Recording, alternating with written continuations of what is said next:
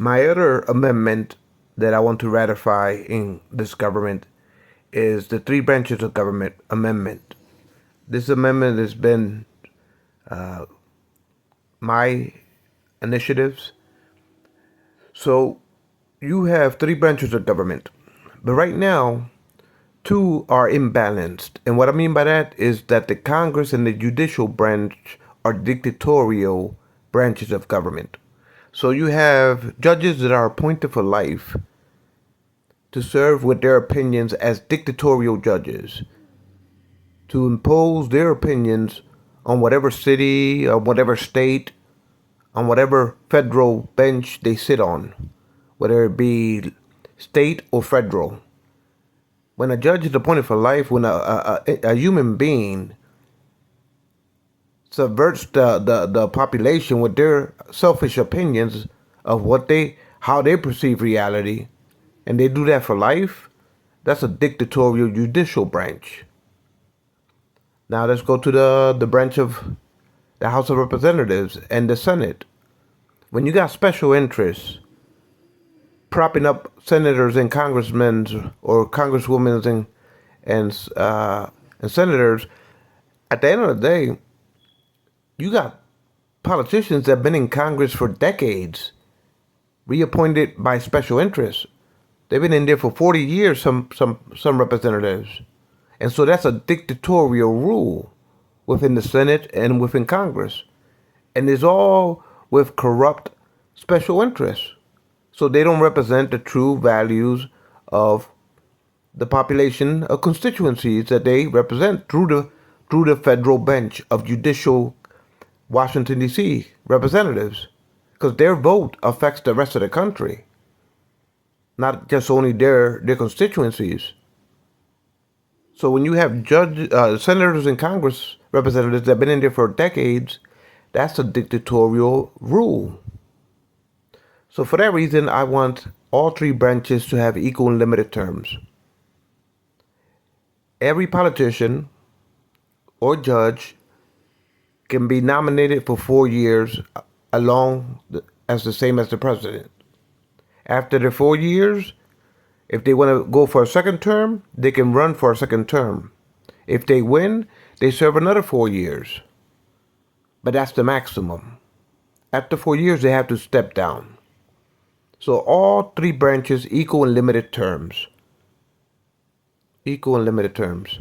And as far as raising money for campaign, the government, because politicians they ask for millions and millions of dollars for special interests to bribe them with quid pro quos, because they are beckoning for this much money, because that's how much they got to pay for commercials, for advertisements, for traveling back and forth. And so they begging like cheap whores. They're begging for the highest bidder. For money, all for money. They're prostituting themselves as representatives. So for that reason, the government should create a streaming channel where all Americans can tune in to their candidates and watch them for free, meaning the politicians don't have to pay a penny. This streaming channel is controlled by the government. So the politicians can insert commercials, they can insert debates, and they can stream it for free. They can insert pamphlets through that people can be able to download and print out. They can debate each other, and they don't have to spend a penny, the politicians. It will be a designated streaming channel that if you want to run for re-election to be a congressman or senator or congresswoman, you can stream your debates on this government streaming channel. So that cuts out the bribery or quid pro quos of politicians having to beg for millions and millions of dollars just to run for office, because they're entrenched in the pockets of private sector quid pro quos. And they end up looking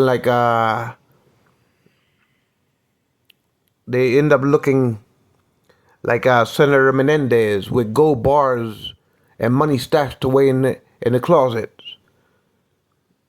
Or like George Santos, So at the end of the day, at the end of the day, the politicians can debate themselves. They can have campaign commercials.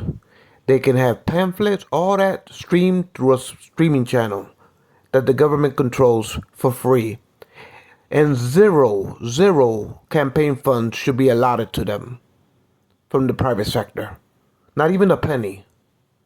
They get their salaries if they win office. How much congressmen get and senators and congresswomen? Their salaries are like 100 something, 100 something thousand. So they get paid good, but they shouldn't have to be bribed with millions and millions and millions and millions of dollars by the private sector. That leads to corruption. That leads to incentives of quid pro quos, which is bribery, and it pollutes the House. It pollutes the way laws are amended and passed. It bribes and incentivizes corruptions on the representatives to have them to beg and be begging for millions of dollars in order for them to run for re-elections. That is corruption. That's an analogy. An analogy. I'm not going to say that. Forget about the analogy for now. Let's just say that campaign reforms and government reforms for all three branches to be equal in limited terms, and at the same time to cut out the corruption of special interests and how the politicians are enslaved by it and how they prostitute themselves for it, having to beg the private sector for millions and millions and millions of dollars in order to put advertising campaign commercials in order to debate and travel. At the end of the day, they can do that all through smart streaming for free. And so it should be allotted that not a penny can get donated for campaign purposes. That everything will be smart streamed for free to the American people.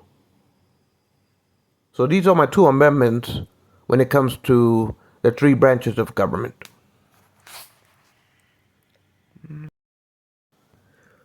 Point in case. Let's take for example Donald Trump. He got sued for bank fraud, tax evasion, real estate fraud in New York, and they found him guilty, and they penalized him $500 million. And so, what Trump did, he ran to Mar-a-Lago. He invited all the CEOs of the oil companies to donate to his campaign $1 billion. He was begging them. He's a snake oil man. He's in the business of peddling snake oil remedies like Rockefeller's father. So he got in trouble because no bond company wanted to support and front the money for him to pay that fine of $500 million in the New York indictment. So he ran to Mar-a-Lago. He had a summit for all the oil CEOs of America to come to Mar-a-Lago, and then he asked them and insisted for them to lend him $1 billion for he can pay for that bond with his Save America PAC. Another example, the Egyptian president laundered money into Trump. Trump used that as a form of a loan to lend it to the DNC or for his, the RNC. But he made it in the form of a loan, and he made it seem like it came out of his own pockets, like that was money that belonged to him, but really it came from Egypt, and so he laundered it into his pockets, and he lent it to his Save America PAC, and as a loan for the RNC to pay him back. So they did that, and he pocketed and laundered the $10 million into his pocket, and he used Bill Barr because there was an investigation on it at the time when he was president, and Bill Barr squashed the investigation and got Trump off the hook, so Trump was able to pocket those $10 million. You start to see how corruption with special interests when it comes to politics, how it corrupts the system from the inside out. Look at Trump. Now he appointed his daughter-in-law to be the RNC chairwoman. So now Trump can use her to funnel the campaign funds of the Republican committees just for he can pay for his banquets at Mar-a-Lago, just for he can fly his jets around. So now he's using the RNC campaign funds as his personal piggy bank through his daughter-in-law. So at the end of the day, oh, not to mention, when Rex Tillerson and him in his first term was incentivized for the fossil fuel interests of these companies to racketeer in the Russian Arctic for the love of oil. Trump did it for the love of money, for himself. He's in the pocket of fossil fuels. So at the end of the day, you start to see that when politicians feel like they have to beg for millions and millions, even billions of dollars, how it corrupts the system from the inside out. Now Trump has crypto company. These other governments will launder through the dark web encrypted coin investments into his cryptocurrency, utilizing shadow banking and a deep web to interject cryptocurrency into his company. Now you have any nation on earth can use the dark web, nation actors, they can use the dark web, insert crypto through shadow banking. So now Trump stocks can go sky high, and in the backroom dealings, he knows where the money came from. So when it comes to foreign influence in the presidency, you start to see how corrupt this nation can be.